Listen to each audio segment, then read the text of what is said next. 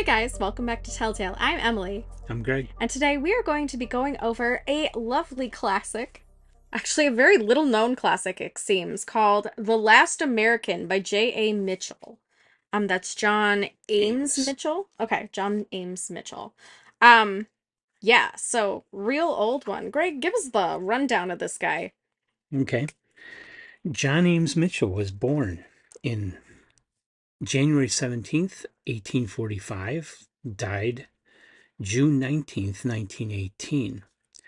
He was born in New York City, so he was an American and lived through the Civil War.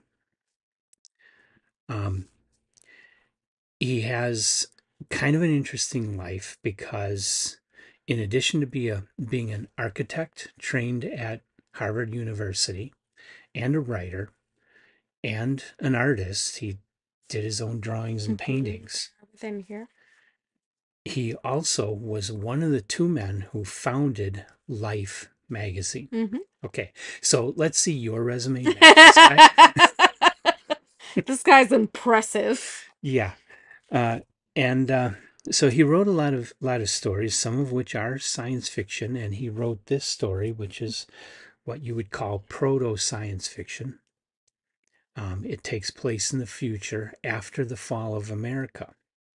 And I'm stepping on Emily's toes. I will back out of that and say we decided.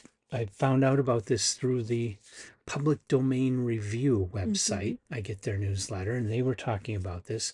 So I got us actual copies. We both have different copies of the book. Mine is a later edition with a lot of interior illustrations. Hers is the first edition.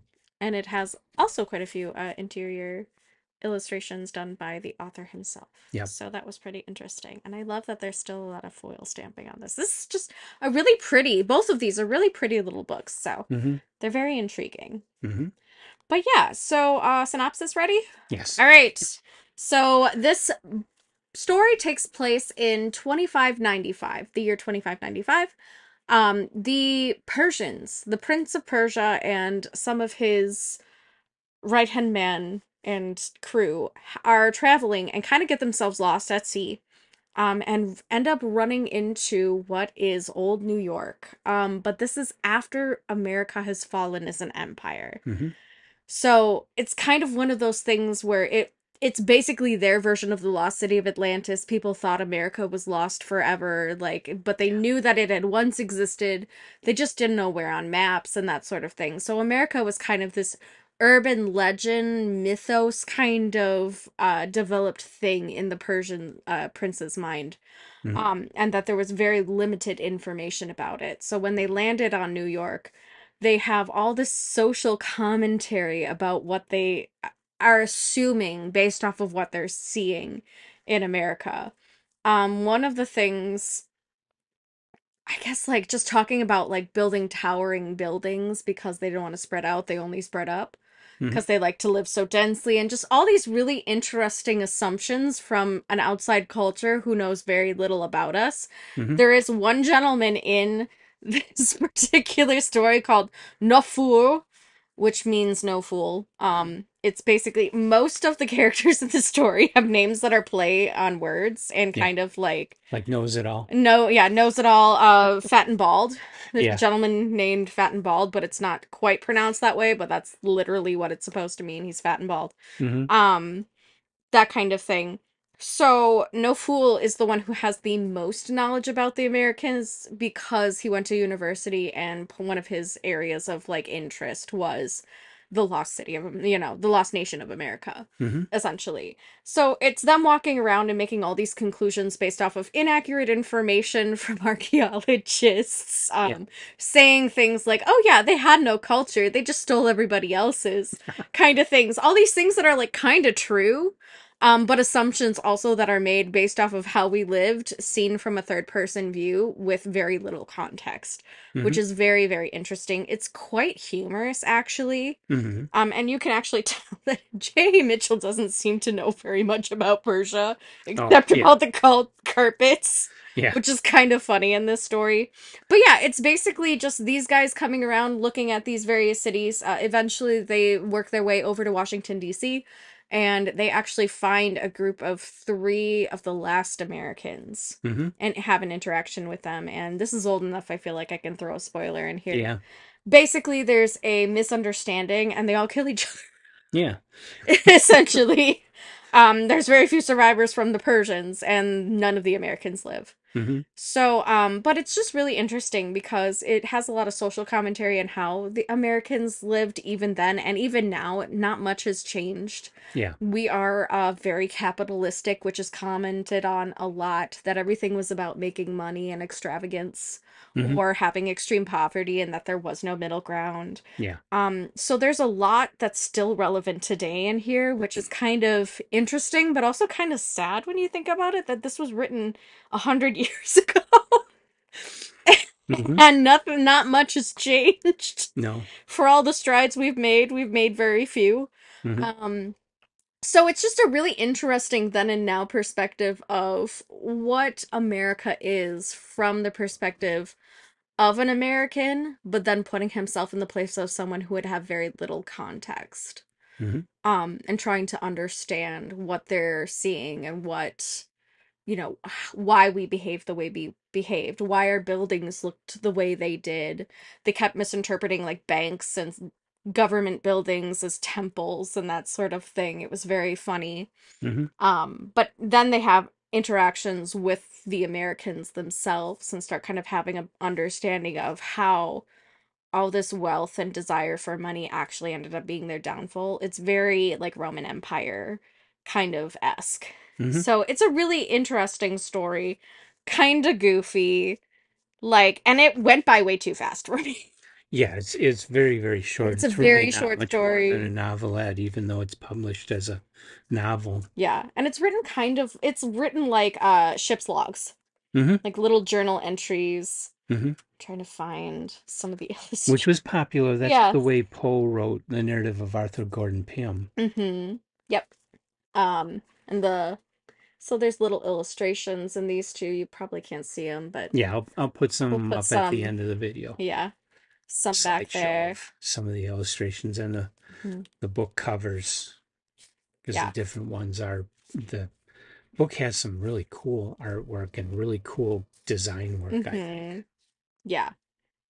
And like the monuments on two monuments on the river, which are what's left of the Brooklyn Yeah, Brooklyn Bridge. Bridge. They're like, what was this? We don't know. Like they've never seen a suspension bridge before. They're Hmm. in one of the temples, but really what they're in a church, one of the Yeah. larger churches in Manhattan in this part.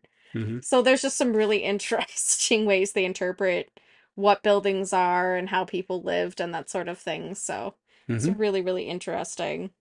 This was one of the really abstract newspaper clippings Yeah. that they had where it's supposed to be some kind of political cartoon, I think. Okay. Nothing makes sense, but they're like, yes, this is a picture of how their daily lives looked, and there's like a baby with a top hat walking around, and a woman in a tutu vaulting on a horse, Hmm. and like a woman walking around in just her underwear and a corset. Like it's just very, very funny. A man with a mohawk there in the background. You see him way back there? Oh, yeah. Yeah. So like they just are making a lot of really funny and interesting assumptions Yeah. about America with little to no context whatsoever. Hmm. And it's very, very humorous. And one thing that drew me to this in the description of it, but which was very much downplayed in this book, is that um, it said that America fell due to a climate catastrophe, but it's never really talked about what exactly that was. Mm-hmm. Says combination climate catastrophe and like it was basically the fail of capitalism Yeah, because of it. Like the yeah, famines happened, so agriculture decided to like fall apart or something. It's hinted at here and mhm, there throughout the story, but not really blatantly said yeah. what particularly So I happened. wish he would have said more about that. That Yes. would have been interesting. Yeah. But I mean, it was way too short for me. And I love a good short story, but I felt Mhm. like there could have been more done with this. It Yeah, was too definitely. too baby. I wish there had been more. I mean, it's an interesting read. I had a hard time like trying to take it seriously because of how funny the names Yeah, were. well, I don't think it was meant to be I taken know, and I was having seriously. it was written so seriously though that it was hard to figure out if it was sarcasm or not. Yeah. And so once I got to the point where like I think I just need to read this as if it's like a satire, then it was fine. Hmm. But you have to go into it understanding it's a satire and try not to take it too seriously at face value. Right. Because at first it's very toned, serious, but then you start hearing the Hmm. names of the guys, and then you're like, Hmm. oh, no, it's not. Yeah. Just kidding. Hmm. Threw me for a loop there. But otherwise, it's a fun little story, cute little adventure. It is. And another interesting thing I find about this is um, you can draw a comparison between this and Logan's Run, Oh, especially with the part in Washington D.C. and they come across the last old person. mm-hmm. Oh, yeah. You know, there is a parallel here between what's going on in this book and what goes on in Logan's I Run didn't even with think of that. Washington D.C. Yeah. Oh, interesting. Hmm. So I don't know, but it's possible either William F. Nolan or George Clayton Johnson may have been familiar with this and That thought is about that. interesting. My only complaint about it is it was too short. Yeah. And there's not much else to say about it, really. It's a No. fun, quirky satire. It's really funny when they interact with, like they see a grand piano and they're like, "Why is everything so big? Why are the buildings so tall? Hmm. Why is everybody so piled on top of each other?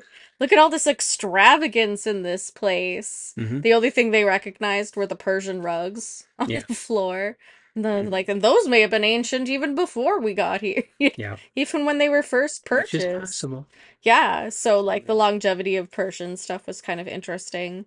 And it was interesting too how this was written from like Persia is kind of not a culture anymore. Like it's not Yeah. really there. Well, It's an empire that fell. it was Persia back in the when this was written. It was Yes. still Persia, but Yeah, so it's yeah. interesting to see the Yeah. fall. It's just so interesting that Persia was around then but fell and America thrived versus Mhm. in here the opposite happened. Yeah. Well, I just think that's if kind of America funny. fell, they could rise up again. Mm-hmm. Yep. You know, it's not impossible. I mean, Mm-hmm.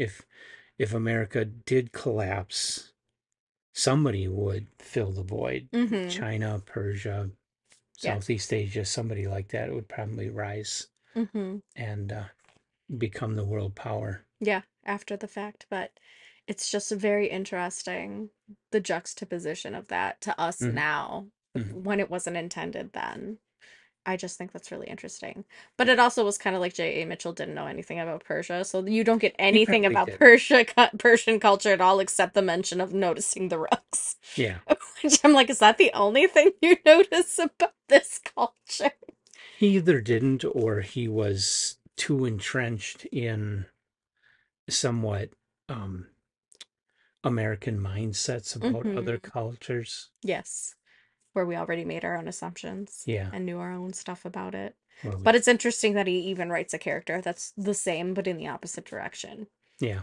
So it's kind of interesting. Like, if that is the case, he wrote Hmm. himself as no fool, essentially, but going the Hmm. other way, Hmm. which I think is great. Yeah, But yeah, it's a fun little adventure, you know. it is. And of course, beautiful copies are Hmm. available used if you want to track them down. And these weren't all that expensive, really. Yeah. And if you don't want to, it is free on Project Gutenberg. Hmm. For a quick read. If you have a fascination of dipping into some of the science fiction before science fiction existed, Hmm.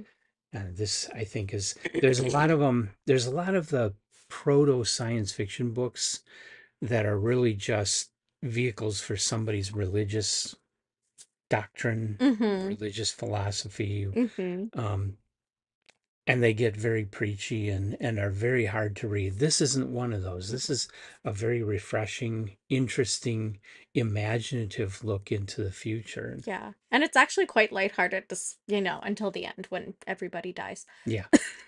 Essentially. Uh-huh. But yeah. So it's a great read. I wouldn't call it top tail material. No, not quite. I was Yeah. hoping. Yeah, I know. We were hoping, but I think it's a pretty little book. It's got great illustrations. It's a fun Hmm. story. It's worth recommending, Hmm.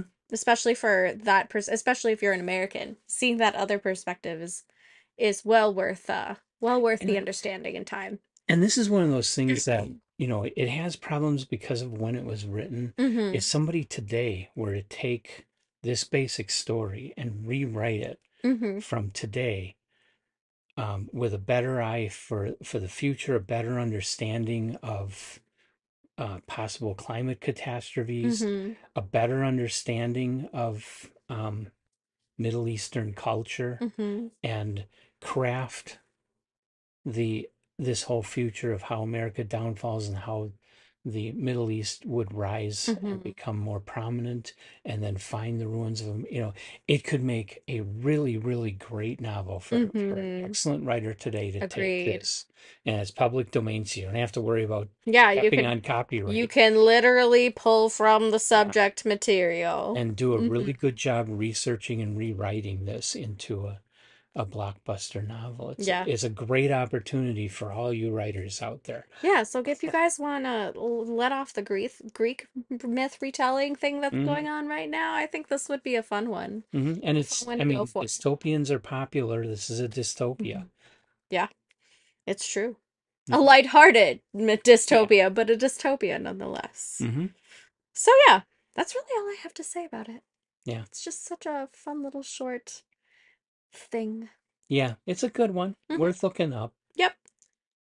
And it takes no time to read it at all. Read it No. in a day or less. And Half a day. the differences in thickness are, this one has a paper thickness that I've never seen before. Let's have a And look at that. lots of illustrations, lots of color This plates, this and cardstock. right? And huge margins. It's just a lot of It's at tricks to make 14 it look point, like though more of those a, drop caps though. yeah, Mm, exactly. beautiful. I mean, a lot was done to this book to make it a book out of a short story. Very fun. Yeah, and fast to read through. I read it in less than an hour. Hmm. I like that there's a lot more like Persian motif Hmm. kind of stuff in this edition. Hmm. Oh my gosh, this freaking Color plates. color plates, yeah. This papers. Yeah, isn't it This is isn't like it a hundred. crazy? This is for people who know paper. This is 110-pound cardstock. Mhm. This is ridiculous. It It is. doesn't need this. Of course, it's lasted for a long time. What year was this published? Like 1912 or something like that. Okay, so it probably has a lot of 1902. Oh, two. Yep, Yeah. oh 02. 1902. But yeah, so that probably gave it a lot of longevity. Hmm. But mine is not. Well, yours is It's really in so better itty shape, bitty. and that's 1889. Yeah, and this is like maybe 110-100-pound text Yeah. paper. So a thicker text paper, but not bad. Hmm. Much more concise. And this has a Yeah. lot more illustrations, which is Yeah. kind of fun. But they're both really, look at the beautiful, there's like, I don't know if you can see it from there, but there's this beautiful like gold foil Hmm. embossing that's just delightful on these. Hmm. So really pretty little books. Yeah. So yeah, go find it. It's fun. It's worth checking out, worth reading. If you like really early science fiction, it's worth adding to your library, but Mm-hmm. I wouldn't call it great. Yeah. I would stop short of that. Mm-hmm. It feels like it was meant to be put in a magazine. Yeah. Like it was just kind of written in that matter, so. Hmm. But yeah. So thanks for joining us. Tell us what you thought if you've ever read The Last American. If you can think of any stories that are similar to, we'd love to read them. Yeah. We love that interesting dystopian vibe, historical fiction or science fiction stuff. So feel Mhm. free to recommend anything to us. We'd love to give it a try. And thanks for joining us today. Like, subscribe, comment, tell us your thoughts, and we'll see you next time. Bye. Bye!